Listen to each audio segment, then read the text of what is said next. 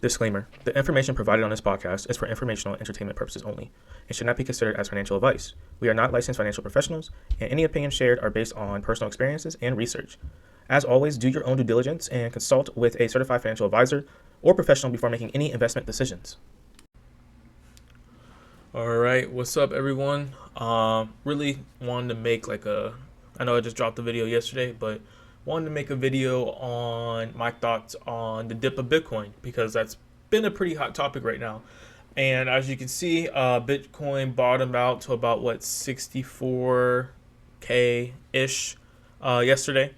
And I just kind of wanted to share my thoughts because I've been seeing a lot of people saying it's going to bottom out to zero, things of that nature. And just, looking through the history of Bitcoin, this is pretty normal. Now, it doesn't mean that, history repeats itself. I'm not saying that. Bitcoin's still relatively new when it comes to investment vehicles.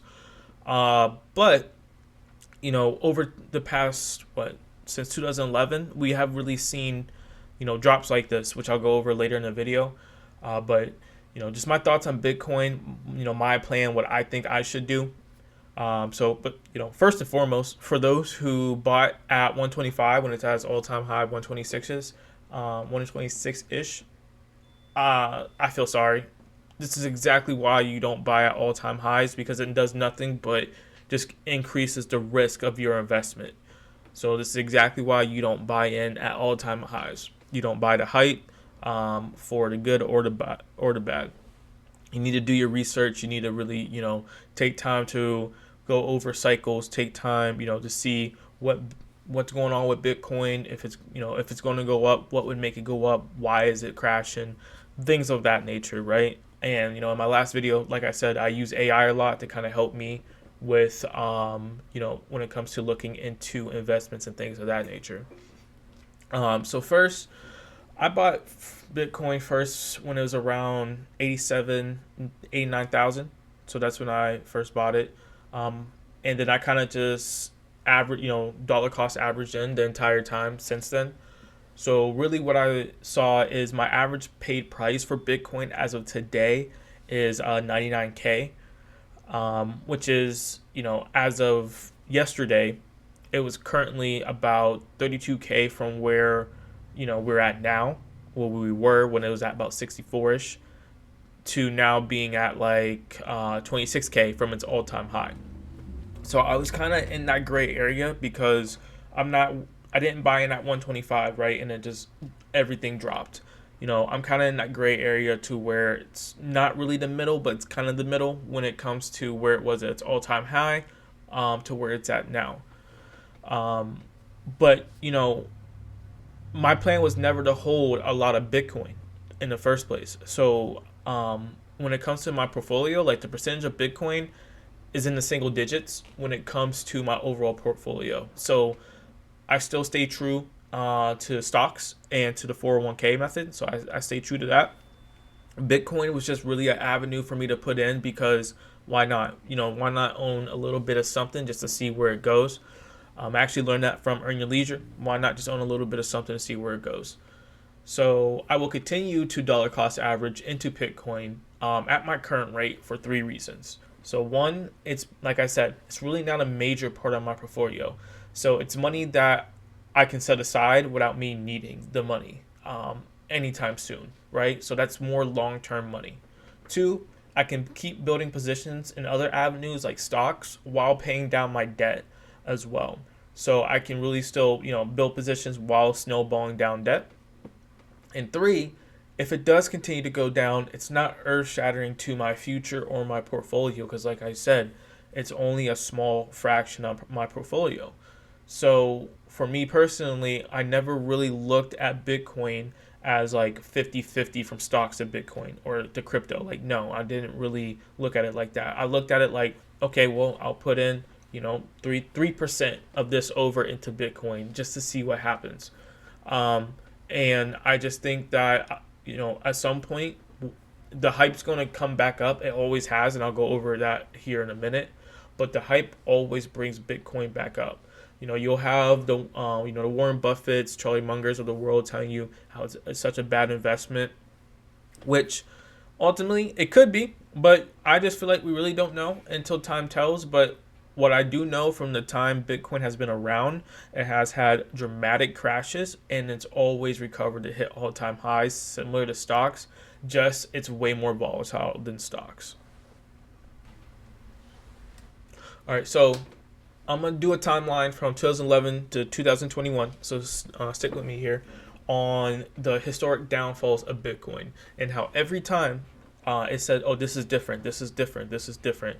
Now, I'm not advocating for Bitcoin. I'm not advocating that Bitcoin is just going to shoot back up. Honestly, I'm not here to tell you that. I don't know. None of us really knows. But what I do know is, like I said, it does typically come back. So 2011, Bitcoin dropped 94%. It took 20 months for it to recover, and then it hit all-time highs. Then we led into 2013. It dropped 85%, and that took about 3 years to recover, which is the longest recovery time within this time span. And again, hit all-time highs. 2017 dropped 84%. It took just under 3 years to recover. And again, all-time high. So you're starting to see the trend here. 2022 or 2020, excuse me, it dropped 58%, took 5 months to recover, and then we went to all-time highs. So 2021, it dropped 71%, took 2 years to recover from that. And then again, we saw all-time highs. So roughly, like through history, you see massive dips of 70+% with an average recovery time of 2 to 3%. I mean, 2 to 3 years before it hits those all-time highs. So again, like this is a very common cycle, and where we're at now with Bitcoin, it can go further down or it can start to go back up. As of right now, on the 6th, I believe Bitcoin hit over 70,000 again. So who really knows? Especially with the administration, everything's so volatile right now. When it comes to Bitcoin, comes to stocks. Look what's happening with gold. Look what's happening with silver. So everything's really volatile right now. So that's why you shouldn't really buy into the hype or buy into the news. You should just do your research and make the best educated guess for you, and not buy in it when it's at all-time high. Because again, that does nothing but just increase the level of risk for your money. So as I said, I'm still holding my Bitcoin. I'm still going to put money into Bitcoin on a regular basis. Just keep my small amount that I'm transferring over, because like I told you, it's not really money that I need, and it's not money that I need any short term or long term. So, and also, if it does continue to crash, okay, it's like I said, it's not really earth shattering for my portfolio or for me. So some key takeaways: don't buy the hype, don't sell the hype. One thing I always see is people buy the hype, they sell the hype. So what does that turn to? So what it happens is now you're buying green and selling red when you should be doing the complete opposite. You should be buying red and selling green. But what people don't tell you is a hold period. So in my opinion, buy red, then you hold, then you sell green. You need to start thinking long term about this. If you're looking for short term gains to riches, you're not going to get it, and it's going to burn you quicker than you think. So when you come into these investment vehicles, this is money that you need to understand you're not going to touch for quite some time. What is 5 years, 10 years, 15 years until retirement. Like, you have to understand that, because if you start going with these short-term gains, not only do you pay more taxes when you pull that out, but you're also weakening your positions and your power that you have and the time that you have within like the markets and things of that nature. So that's why you really need to start, being educated and doing your research and understanding that holding long term is always going to win the game. It's just a very boring process to do, very hard process, because you got to stay disciplined. Woke up, saw Bitcoin, and all you see is the chart go way down. What I do? Well, that could be a buying opportunity, not let me sell. Now, if Bitcoin is majority of your portfolio, I mean, you really don't have no point. You don't have any choice at this point but to hold or take a massive hit. Like, I just don't see, you technically don't lose until you sell your losses, right? So you don't gain until you sell. You don't lose until you sell. This is why you need to do your research before buying into anything. Like I said earlier in the video, This crashes like this with Bitcoin happens all the time. Like I said, like crypto, in my opinion, should only be a fraction of your portfolio.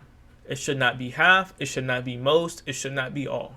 It should be a fraction, just because for how volatile it is.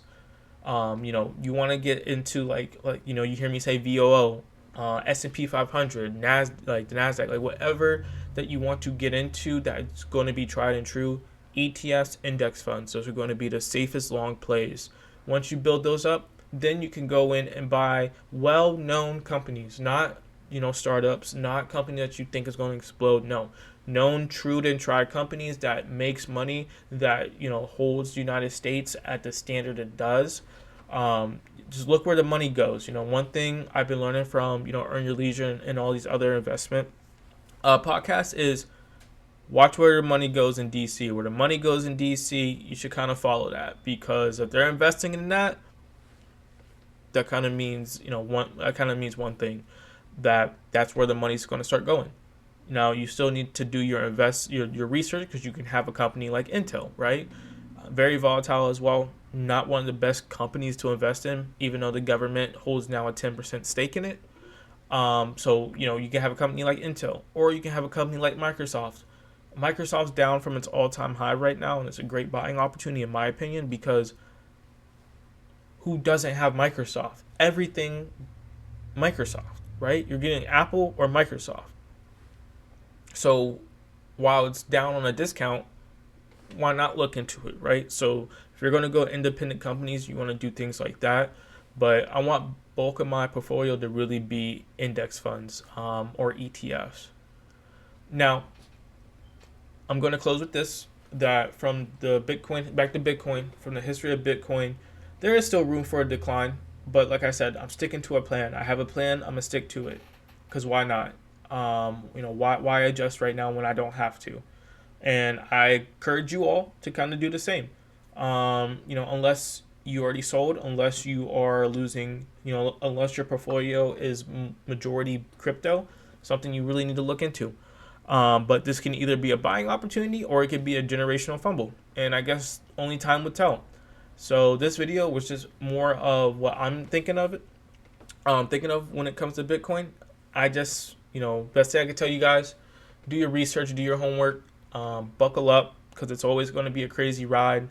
But when it comes to like future money and things like that, it's real hard pressed for me to say that we're going to go back to coins and things like that. Like, I think if anything, like I said in my last video, it's going to be more electronic type of transactions, and I think Bitcoin or crypto can kind of fit under that.